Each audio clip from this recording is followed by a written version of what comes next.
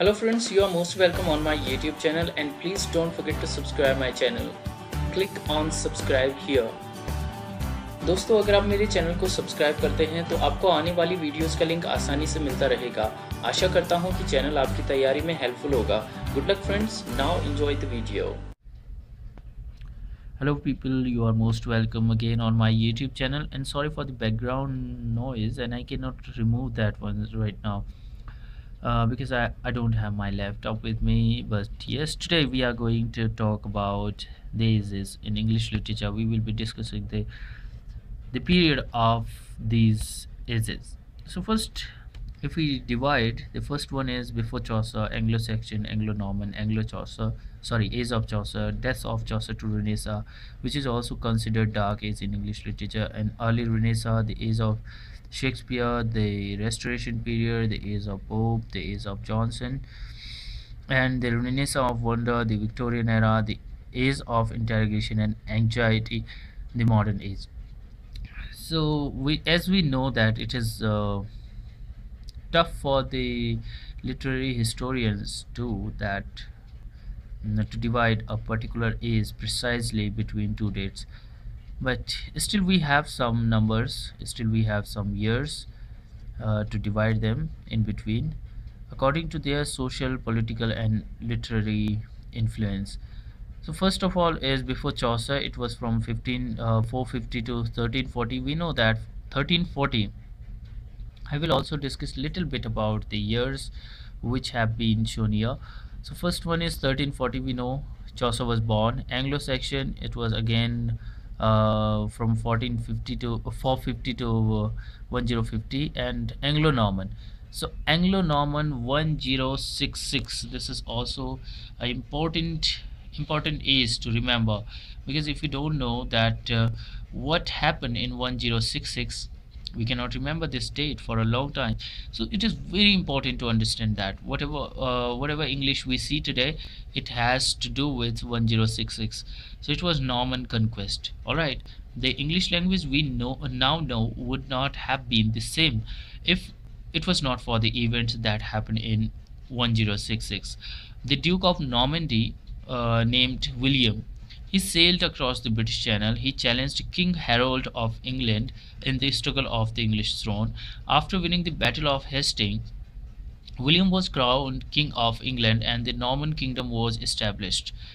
So that's why it is important. Norman French became the language of the English court at that time, and at the beginning French was spoken by the Normans, but soon through intermarriage Englishmen learned French, and some 10,000 French words were taken into English language during the Middle English period, and about 70% of them are still in use. So you can see what is the importance of 1066 in English literature. Now okay, it is just getting faded away. Let me focus it again.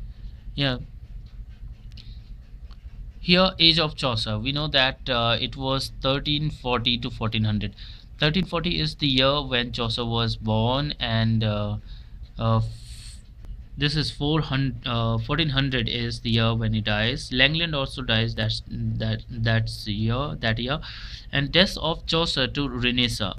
Death of Chaucer, we know 1340 to 1400, and it is 1400 to 1516.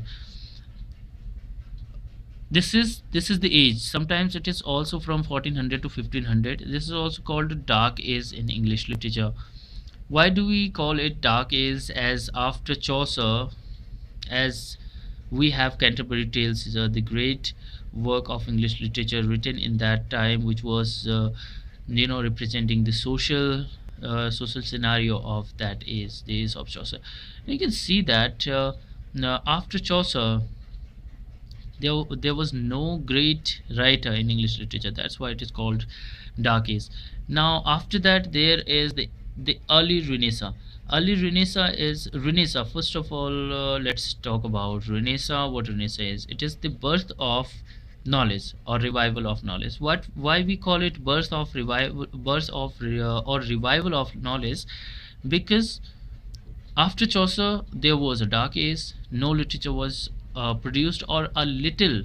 It was little literature was produced that time. So it is called between 1516 to 1558. Next one is the age of Chaucer, age of Shakespeare. It is between 1558 to 1625. Now again the question is, Shakespeare was born in 1554, and the age is starting in that age. Now yes, let's talk about the Renaissance. Okay, birth of knowledge. Early Renaissance, and the period is written 1516 to 1558. You know, in that, in between these years, there were university wits and who were writing great works. Before Shakespeare, there was early Renaissance. The university wits, we know that they belong to Oxford and Harvard. So those were called university wits, like Peele, Green, Kidd, Marlowe. Those were writing lots of works they produced that time, the great works like Lily, Euphues, which brought the term Euphuism in English literature. Okay, I hope you got some point about Renaissance. Why do we called before Shakespeare that there was it was started? Not Shakespeare was not the only person. So Shakespeare was born in 1554, and he dies in 1616. All right, but still we call it age of Shakespeare because it is very tough to precisely divide the age in between two 2 years. So you can see here, uh, still he has influence after his death. And next one is the restoration period. Actually the word restoration, when I was studying this word, and when I wrote these notes, it was nearly 6 to 7 years before I wrote these notes on my this one. You can see this one, the condition of notebook also. So it has been, and I just opened these notes, so I thought of discussing with you all. Now you can see the restoration. That time I was confused that what was restored. If restoration was the word was to be used, it should have been used before after Chaucer. But later when I was reading a book, then I came to know that restoration was not a literary word, it was for political change. Right, we know that Charles II restored his reign in England. That time he was exiled to Holland with his courtiers after his father was beheaded. All right, so restoration word is not from sorry, restoration was not the word from literature, it was from political, right, politics. So that's why I was confused. Hopefully you are not confused. Sometimes you can use these words to remember these all ages, like Shakespeare, Dryden, Pope and Johnson, these writers. Restoration period was from 1660 to 1700. The age of Pope 1700 uh, to 1750. We know this was the age of prose, like Pope prose. You can remember this one. Okay, and it was 18th century, the age of reason. Age was age of Pope. Okay, age of classicism you can call it also. The age of Dr. Johnson, it was from 1750 to 1798. Now the important thing is 1798. 1798, the year when lyrical ballad was published by, it was joint work by Coleridge and Wordsworth. So age of Dr. Johnson. The Renaissance of Wonder, it is from 1798 to 1850. 1850 is when Wordsworth dies. But again the question is that some people, and in some books I have read that 1789 is the year when the Renaissance of Wonder started, when the romanticism started, the romantic age started. Why people called it so? In between means from the starting point, they take from 1789, The reason behind is that Blake's works, Songs of Innocence and Songs of Experience, which got published in 1789. But again, because the most of books you will get 1798, the starting point of the Romanticism. The Renaissance of Wonder, Romanticism started in that era, in that age. The Victorian era, we know that it is the famous age of compromise between science and religion. 1850 is the year when it started, because the writer William Wordsworth dies in 1850, and it is from 1850 to 1900. Again, the same thing happens. Like if we take other books too, some books tells that it was 1837 to 1900, because this is the period where in between Victoria, okay, Queen Victoria ruled England 1837 to 1900. But again, because as I have already told you that I have made these road notes before, nearly 6 to 7 years before. That time, I think I was reading another book, and right now I am reading this book. I was reading this book, J.N. Mundra, and you can see this one. All right, A History of English Literature. I have completed these books. Nearly 4 to 5 publishers I read for history of English literature. All right. So what happens in all books I find usually, and from many websites you can see the tablet I use. I'm holding my cell phone like this for making video, you can see.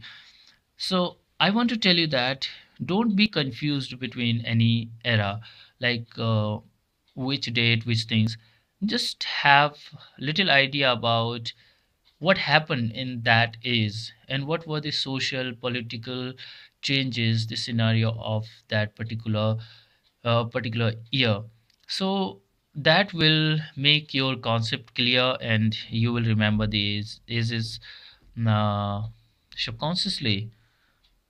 So, yes, the Victorian era, we know that it is also called Age of Tennyson, we call it. And after 1900, the age of interrogation and anxiety, the modern age. And why do we call it interrogation and anxiety? Interrogation comes with interrogate word. Interrogate means uh, to ask questions. So we started asking questions. Anxiety because we had 2 world wars, and sometimes we also like in this era we call it, yes, in modern age. If we talk about modern age, it was full of anxiety, like dreams were shattered. You will see the wasteland, the work, another work which will show you clearly what happened in those years. So hopefully you got these ages, and sometimes if we find difficult to remember these words, so you can learn these ages with the help of the name of writers which we already know, like Anglo-Saxon, Anglo-Norman, Chaucer, Shakespeare, Dryden, Pope, Johnson, Wordsworth, Tennyson, and then these are the representative writers of those particular era. So friends, hope you liked this video, and I want to request you to share this video with your friends so that I can get more subscribers. And if you help me in that way, I have lots more to discuss. This is one of my notebook which I am using for making, I used to for making notes, and I will be discussing all notes. I will bring some shortcuts, like you can see here, SVC, FLE, and there are so many, like comedy of humors, comedy of, so who wrote and where, what was War of Roses. So you can see there are so many notes I have for you to discuss. But I feel, if I feel motivated, I do more work like this. You can see some confusing words I have for you. I will be making lots of more videos if you share my videos, if I get more views, more likes. Thank you for watching. Bye bye. Take care and good luck for your exams.